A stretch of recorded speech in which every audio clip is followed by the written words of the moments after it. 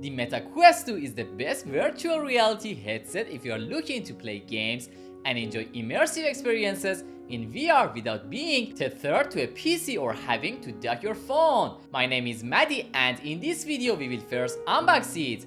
Then we will talk about its pros and cons, and finally, is this device worth buying? Let's start.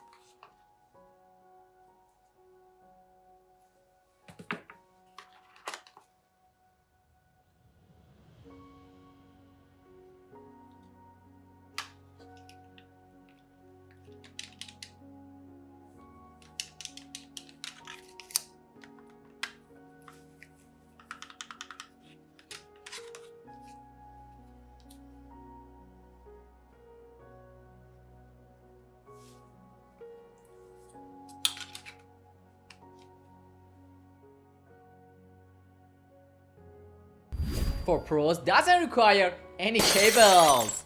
Sharp display, powerful processor, accurate motion tracking, and optional PC tethering via accessory cable. And for cons, controllers aren't rechargeable and short battery life. The Meta Quest 2 is rated for 2 or 3 hours of battery life.